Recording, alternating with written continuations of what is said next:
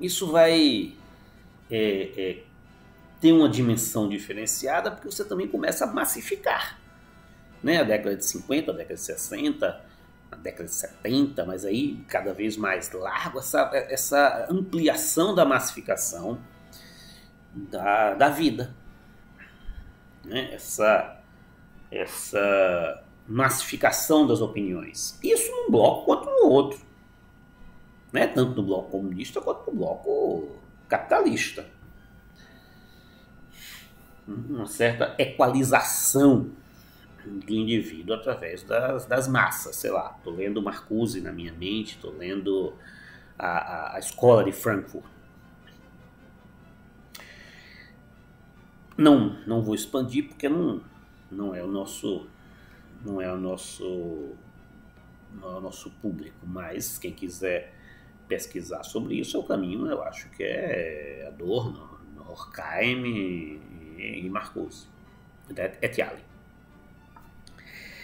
Mas essa nova, vamos dizer assim, esse novo período da humanidade, ele vai vir com essa massificação da vida. É claro que a gente compreende isso hoje, porque tudo na nossa vida é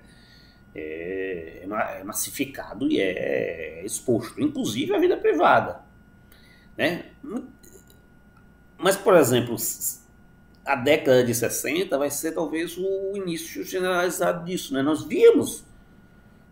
temos na mente a criança queimada, né? A menina queimada na guerra do Vietnã. Né, por gás Nepal. Nós temos na nossa mente o assassinato do presidente americano, né, durante a guerra do Vietnã. E nós temos a invasão de Praga, né, os tanques. Nós temos a imagem do muro de Berlim. Lá, nós temos algumas imagens. Nós temos a imagem dos aviões entrando, derrubando 2 prédios na ilha de Manhattan. Essa, vamos dizer assim, essa expansão, né, da mídia, do rádio, dos jornais, da propaganda, ela é usada para desqualificar os contrários ao regime, dos 2 lados, mas ela também é usada para questionar o próprio regime. Se o inimigo utiliza isso, o regime utiliza isto, mas a população também tem acesso massificado a um outro tipo de informação. É muito forte a ideia de que você precisa botar tanques dentro de uma cidade amiga, uma cidade aliada, de uma cidade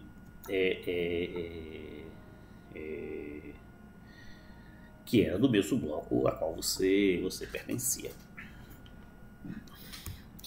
Nova pausa, eu quero ler um trecho da página 136. O rádio transmitia um programa sobre a imigração tcheca. Era uma montagem de conversas particulares gravadas clandestinamente por um espião tcheco que se infiltrara entre os imigrantes, para depois entrar novamente no país com grande estardalhaço. Eram conversas insignificantes, entrecortadas de vez em quando por palavras cruas sobre o regime de ocupação, mas também de frases nas quais os imigrantes se xingavam mutuamente de cretinos e impostores. O programa insistia principalmente no seguinte: era necessário provar que essas pessoas não apenas falavam mal da União Soviética, o que não deixa ninguém indignado, mas também se caluniam mutuamente, dizendo palavrões sem a menor excitação. Coisa curiosa, dizemos palavrões de manhã à noite, mas se ouvirmos na rádio uma pessoa conhecida e respeitada pontuar suas frases com "estou me cagando", ficamos um pouco decepcionados. Né? Então, para Milan Kundera, né, pensar que os regimes comunistas da Europa Central eu tô lendo um trecho. São obras de criminosos, deixam na sombra uma verdade fundamental. Os regimes criminosos não foram feitos por criminosos, mas por entusiastas que, convencidos de terem descoberto o único caminho para o paraíso, se preciso, e julgarem assim, executam os adversos. Essa intolerância para com o pensar do outro. Porque eu acredito que a minha verdade deva ser a verdade absoluta. Isso é visto dos dois lados, diga-se de passagem, tanto no bloco comunista quanto no bloco capitalista, essa ideia de que pessoas eleitas detêm a verdade e os outros devem se subjugar aquela verdade. Só que depois descobrem que o paraíso não existe. Né? Quando descobrem que esse paraíso a que se chegaria, que se promete, não existe, fica uma ideia de vazio. E aí, isso só acontece depois que os entusiastas se transformaram, segundo Kundera, em assassinos. E quando eles vão identificar isso, que o paraíso não existia, que eles não vão chegar naquilo que eles acreditavam que iam chegar, eles se declaram inocentes. Será que essas pessoas podem se declarar inocentes, dizerem que não conheciam, dizerem que não sabiam o que estava acontecendo? Não estamos falando do nefasto daqui, não. Estou falando do bloco. Estou falando da Primavera de Praga, 68. Não é atual no Brasil. No Brasil recente, de 2 anos atrás. Não é isso que eu estou falando. Mas essas pessoas se acham inocentes, né? Não sabiam de nada, não entendiam o que estavam fazendo, mas mesmo que fossem inocentes e que não soubessem o que estavam fazendo, aí talvez o grande trecho da insustentável leveza do ser, quando ele compara isso ao Édipo. Né? O Édipo se relaciona com a mãe afetivamente, sexualmente, afetivamente, e mata o pai. Não sabia. Isso não tira do Édipo a natureza do que ele realizou. Né? Isso não exclui do Édipo aquilo que ele fez. Veja que ele mesmo se autopuniu. Né? O Édipo se autopune pelo que ele não sabia ter feito, mas ele fez. Tomás escreve isto. Né? Essa mídia também que servia para divulgar, também servia para prejudicar e, de certa forma, modifica e transforma a vida do Tomás, porque Corton é um jornal que vivia esse período de liberação, vivia esse período de abertura e, portanto, era um jornal que publicava algumas críticas ao regime comunista, mas corta o texto do Tomás, tira isso do contexto mais geral do seu ensaio e diz que os comunistas deviam ter os olhos furados e serem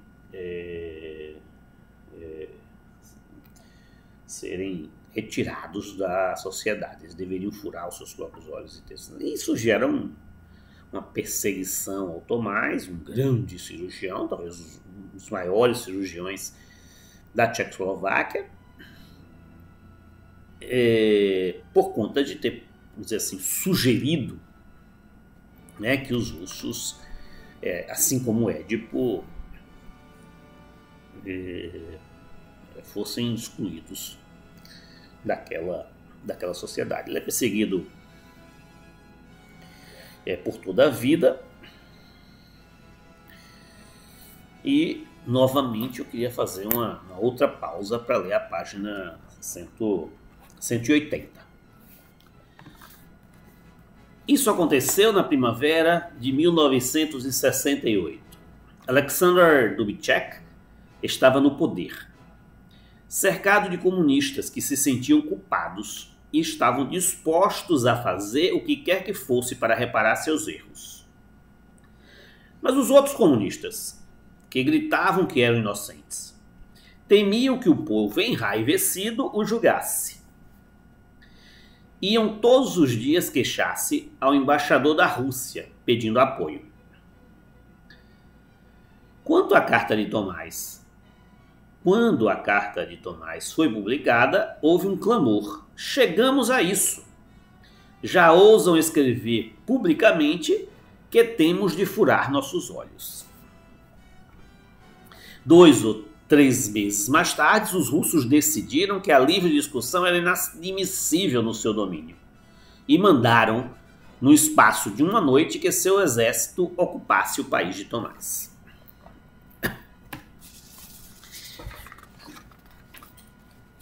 Bem, essa videoaula está se prolongando um bocadinho. Nós voltamos com um debate final sobre a primavera de Praga na próxima videoaula. Eu espero que isso entusiasme vocês a lerem A Insustentável Leveza do Ser.